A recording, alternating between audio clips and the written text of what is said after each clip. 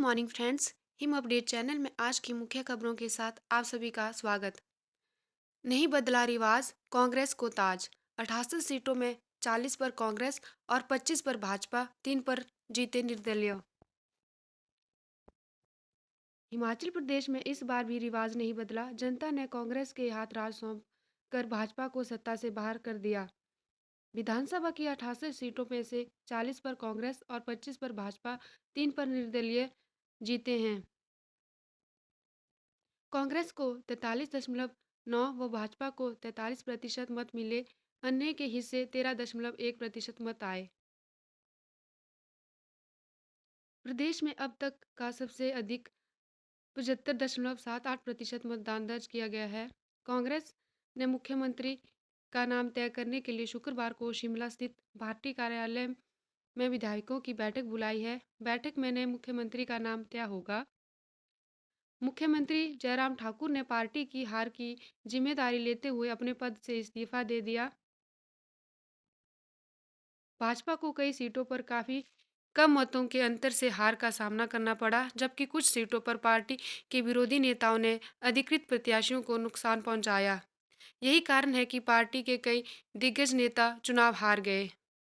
नेता प्रतिपक्ष मुकेश अग्निहोत्री, कांग्रेस के पूर्व अध्यक्ष सुखविंदर सिंह सुक्खू, धनीराम शांडिल व पूर्व मंत्री सुधीर शर्मा जीत गए, जबकि मुख्यमंत्री पद का दावा करने वाले कौल सिंह को हार का सामना करना पड़ा। जयराम ठाकुर ने राज्यपाल को सौंपा इस्तीफा। मुख्यमंत्री जयराम ठाकुर वीरवार दोपहर 3:15 राजभवन पहुंचे और राज्यपाल राजेंद्र विश्वनाथ आर्लेकर को इस्तीफा सौंपा। राज्यपाल ने मंत्रिमंडल की सलाह के अनुसार हिमाचल विधानसभा को भंग कर दिया। उन्होंने जयराम ठाकुर के नेतृत्व वाली सरकार से आग्रह किया कि वह पद पर बने रहे कार्यों का निर्वहन तब तक करे जब तक नई विधानसभा का गठन न हो जाए और नई सरकार न बन जाए। इस संबंध में राज्यसभा से अधिसूचना जारी कर दी है। जयराम ठाकुर ने ली हार की जिम्मेदारी। जयराम ठाकुर ने विधानसभा चुनाव में हार की जिम्मेदारी ली। सरकारी निवास ओक ओवर से सत्ता में आने वाली कांग्रेस सरकार से आशा की कि वह चुनावी वादों को पूरा करेगी। भाजपा हिमाचल के हितों के लिए सरकार का पूरा सहयोग करेगी।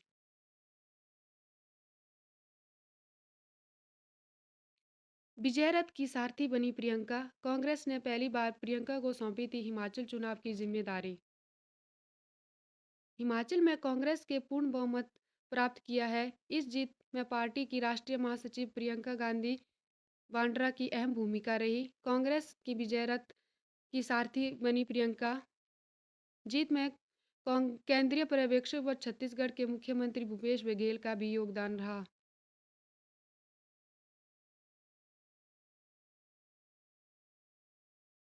विधानसभा में होंगे इस बार 21 नए चेहरे। इस चुनाव में जीतकर 21 नए चेहरे विधानसभा पहुंचे। 14वीं विधानसभा में ऊना जिले के गगरेट विधानसभा क्षेत्र से जीते चैतन्य शर्मा सबसे कम उम्र के विधायक बने। इसमें उनकी आयु 27 वर्ष है। सबसे अधिक उम्रदराज कांग्रेस के सोलन विधायक कर्नल धनीराम शांडिल है। इसमें उनकी आयु 85 वर्ष है। 13वीं विधानसभा में 27 प्रत्याशी पहली बार विधानसभा पहुंचे थे।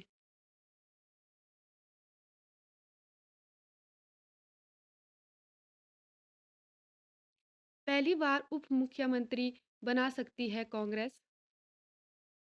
चुनाव जीतने के बाद कांग्रेस में अब मुख्यमंत्री पद को लेकर घमासान मच गया है। पार्टी में मुख्यमंत्री पद के लिए 3 नाम आगे हैं। प्रदेश अध्यक्ष प्रतिभा सिंह, कांग्रेस प्रचार समिति के अध्यक्ष सुखविंदर सिंह सुक्खू और नेता प्रतिपक्ष मुकेश अग्निहोत्री शामिल हैं। पार्टी सूत्र बताते हैं कि क्षेत्रीय व जातीय संतुलन बनाने के लिए कांग्रेस पहली बार हिमाचल में उप मुख्यमंत्री बना सकती है।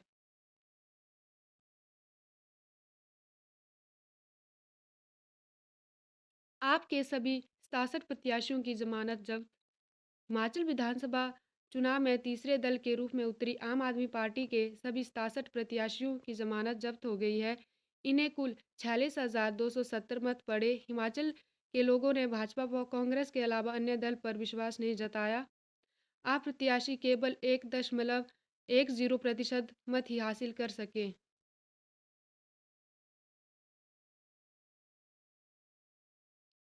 गुजरात में फिर खिला कमल, भाजपा ने अब तक की सबसे बड़ी जीत हासिल की। ना गुजरात की परंपरा बदली और ना ही हिमाचल प्रदेश की। गुजरात विधानसभा चुनाव में भाजपा के कीर्तिमान बनाते हुए कांग्रेस और आम आदमी पार्टी पर प्रचंड जीत दर्ज की और लगातार सातवीं बार सरकार बनाने जा रही है। हिमाचल प्रदेश में प्रत्येक 5 वर्ष बाद सरकार बदलने की परंपरा चली आ रही है, जो इस बार भी बरकरार रही। गुजरात में कराची हार के हैरान कांग्रेस हिमाचल के परिणाम से थोड़ी राहत महसूस कर रही है, जहां 5 वर्ष बाद उनकी सरकार बनने जा रही है। अगले वर्ष 7 राज्यों में विधानसभा चुनाव होने हैं और 2024 में लोकसभा चुनाव। ऐसे में गुजरात में अब तक की सबसे बड़ी जीत हासिल करते हुए भाजपा ने आगामी विधानसभा चुनावों के लिए भी संकेत दिए।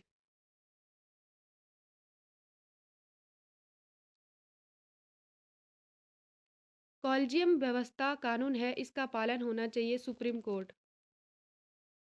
न्यायाधीशों की नियुक्ति की कॉलेजियम व्यवस्था पर न्यायपालिका और सरकार आमने सामने आ गई है। कॉलेजियम की सिफारिशों को लंबे समय तक दबाए रखने पर ऐतराज जताते हुए सुप्रीम कोर्ट ने कहा कि कॉलेजियम व्यवस्था कानून है, इसका पालन होना चाहिए।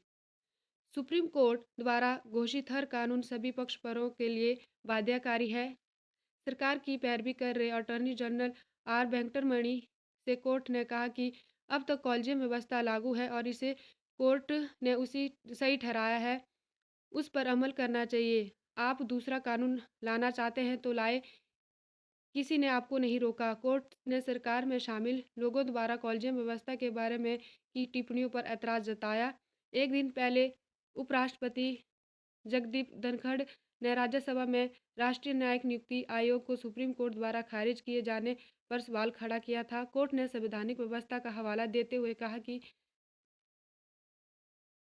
संवैधानिक योजना में अदालत अदालत ही कानून की अंतिम व्याख्या करती है।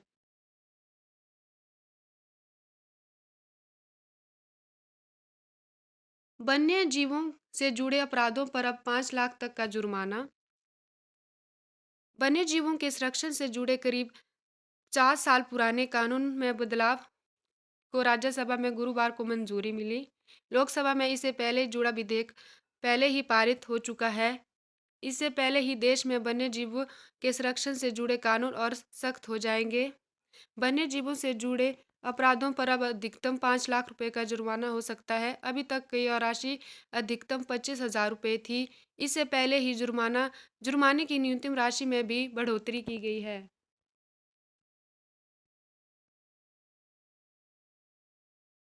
कर्ज की मांग में तेजी बरकरार। आरबीआई के मुताबिक गैर खाद्य कर्ज की दर में लगातार हो रहा इजाफा।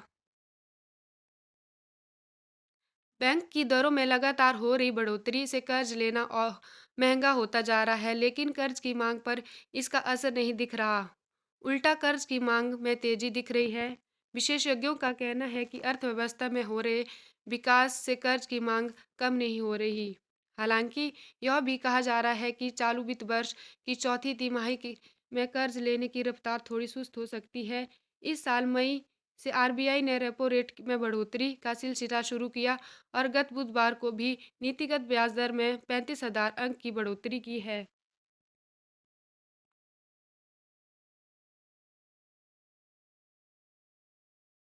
क्वार्टर फाइनल में पहुंची सभी 8 टीमें, प्रबल दावेदार।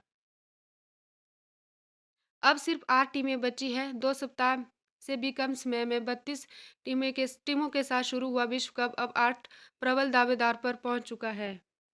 यहाँ से अब ये टीमें या तो आगे बढ़ेगी या जीत का स्वाद चखेगी या फिर अभियान समाप्त होने के बाद घर लौटेगी। हालांकि सभी के लिए यह स्थिति नहीं होगी। मोरक्को, अफ्रीका और अरब देशों की उम्मीदें के साथ पहली बार क्वार्टर फाइनल में पहुंचा है।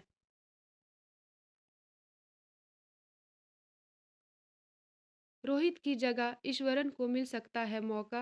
भारत ए के कप्तान अभिमन्यु ईश्वरन को बांग्लादेश के विरुद्ध 14 दिसंबर को चटगांव में होने वाले दूसरे टेस्ट के लिए चोटिल कप्तान रोहित शर्मा के कब्र के तौर पर बुलाया जा सकता है। बाएं हाथ के अंगूठे की हड्डी खिसकने से के कारण रोहित टेस्ट सीरीज से बाहर रहेंगे। भारत ऑस्ट्रेलिया के बीच 9 फरवरी से टेस्ट सीरीज। भारत और ऑस्ट्रेलिया के बीच 7 टेस्ट सीरीज मैचों की सीरीज 9 फरवरी से 13 मार्च के बीच खेली जाएगी। धन्यवाद।